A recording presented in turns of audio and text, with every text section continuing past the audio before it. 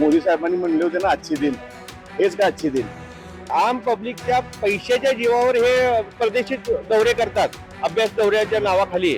आता तर काय पाक आजचे दिन म्हणत का मोदीचं नाव पण घेऊ नका तुम्ही, एवढा आम्ही वैतागलेला आहे. सोनं खरेदी करू नका म्हणतात, अरे मग मंगळसूत्र लग्न सराई नाही, हार्डवेअर म्हणलं काय लोखंडाचं चैनावून गळ्यात घालायचं का बायकांच्या?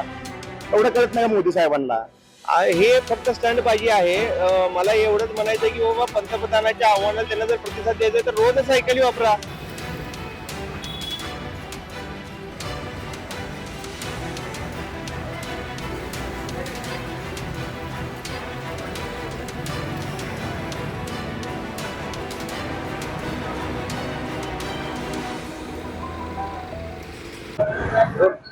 पंतप्रधान नरेंद्र मोदी यांनी देशवासियांना आवाहन केलेलं आहे की इंधनाची बचत करा. पण आपण सोलापुरातील पेट्रोल पंपावर पाहू शकतो की मोठ्या प्रमाणात रांगा लागलेल्या आहेत पेट्रोल आणि डिझेल भरण्यासाठी.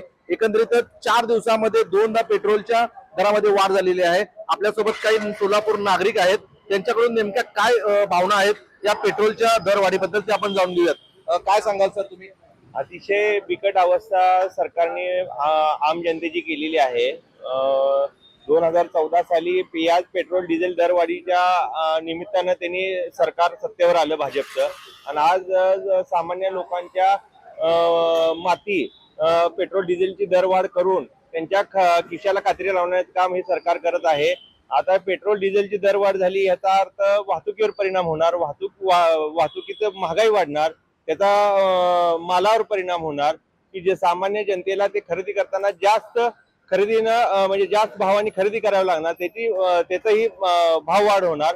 आणि याच पद्धतीने जर चालत राहिलं तर एक तर महाराष्ट्रातील देशातील तरुणांच्या हाताला रोजगार नाही, शेतकऱ्यांच्या मालाला भाव नाही. जर अशी परिस्थिती राहिली, लोकांकडे पैसे नाहीत, अशा परिस्थितीमध्ये लोकांच्या खिशाला अजून कात्री लावणं हे अतिशय दुर्दैवी आहे. हे पाप या सरकारने करू नये एवढीच आम्ही आपल्या पंतप्रधानांच्या आव्हानाला प्रतिसाद देत महापौर, उपमहापौर, जिल्हा परिषद अध्यक्ष यांनी कालचा दिवस हा नो व्हेकल डे साजरा करत ई बाईकवरून आले, काही सायकलवरून आले, त्याकडे कसं बघता? हे फक्त स्टंट बाजी आहे. मला एवढंच म्हणायचं की बाबा पंतप्रधानाच्या आव्हानाला त्यांना जर प्रतिसाद द्यायचा तर रोज सायकली वापरा, रोज तुम्ही ई बाईकचा वापर करा. कशासाठी तुम्हाला पेट्रोल महापालिकेची गाडी पाहिजे? तुम्ही एकीकडे पंतप्रधानांनी सांगितलं की परदेश दौरा करू नका, आम नागरिकांना सांगितलं, आणि त्यांच्याच पक्षाचे स्टँडिंग कमिटी चेअरमन असू द्या, महापालिका आयुक्त असू द्या, सरकारी अधिकारी हे डेन्मार्कला अभ्यास दौऱ्याच्या निमित्तानं जातात. हा नियम कुठला कायदा? आम पब्लिकच्या पैशाच्या जीवावर हे परदेशी दौरे करतात, अभ्यास दौऱ्याच्या नावाखाली. हा अन्याय आम पब्लिकवर नाही का? आणि जर यांना एवढंच जर करायचं असेल, पंतप्रधानाच्या आव्हानाला प्रतिसाद द्यायचा असेल, तर त्यांच्या प्रभागातल्या सामान्य लोकांना, प्रत्येक नगरसेवकांनी एक सायकल देऊन, प्रत्येक घराघरीच एक सायकल देऊन टाकावी. लोक सायकलचा वापर करतील.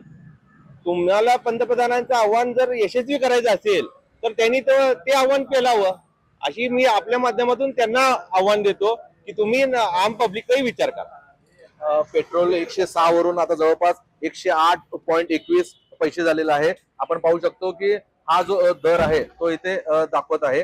आपल्यासोबत आणखीन काही नागरिक आहेत, त्यांच्याकडून जाणून घेऊयात. काय सांगाल, पेट्रोलची वाढ झालेली आहे? मोदी साहेबांनी म्हणले होते ना आजचे दिन, हेच का आजचे दिन? किती रुपयाने पेट्रोल वाढलेलं आहे? काय कसं सोलापूरमध्ये नोकऱ्या नाहीत, युवांना बेरोजगार आहेत, नोकऱ्या नाहीत, बेरोजगार आहेत सोलापूरमधले सध्या युवा, काम नाहीत, धंदे नाहीत, आणि तसल्यात तुम्ही महागाई करताय. कुठल्याच परवडते नागरिकांना? तुम्ही तुमचे ताफे कमी करा, तुमचे युरोप जे आहे बाहेर फिरता तुम्ही ते बंद करा ना. कुठपर्यंत सहन करायचं? शेतकऱ्यांना भाव नाही.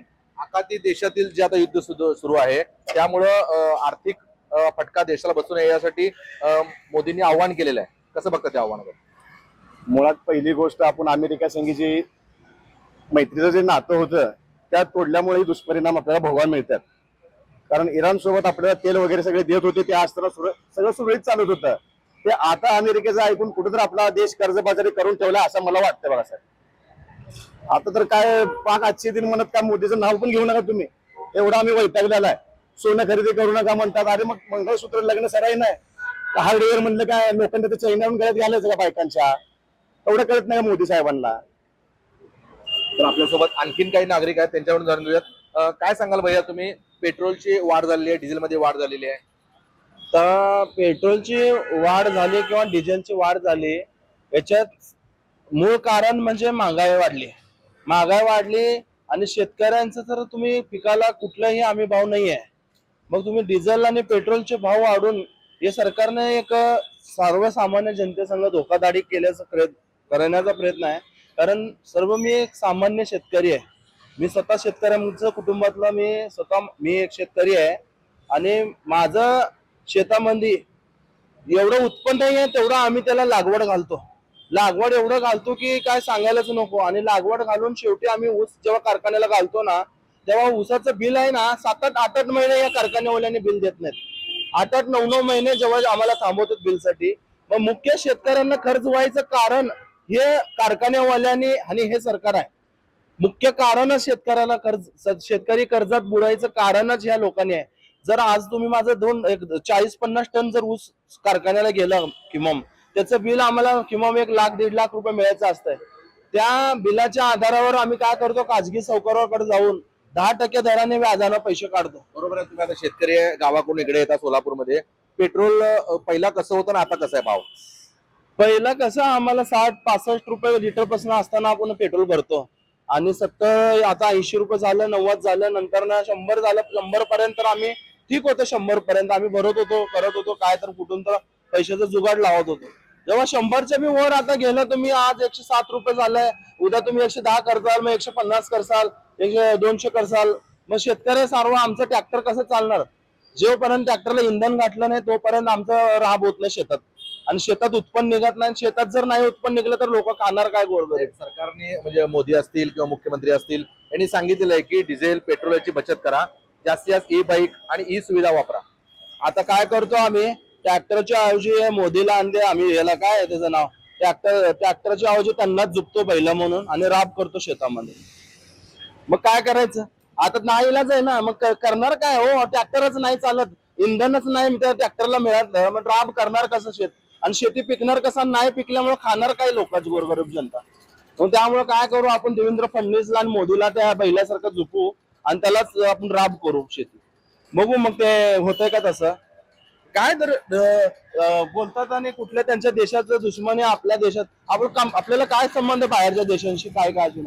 तुम्ही आमचं तेल घेता तिकडे दुसऱ्या देशाला कमी रेटने विकता आणि आपल्या रेटमध्ये आपल्या देशात एवढं महाग तेल. असं कसं चालेल सांगा ना मला. या होत्या सोलापूर शहरातील नागरिकांच्या संतप्त प्रतिक्रिया, जेणेकरून त्यांनी आपला राग, आपल्या मनातील जी खदखद आहे ती आपल्या मतातून व्यक्त केलेली आहे. नवराष्ट्रासाठी विशाल भांगे, सोलापूर.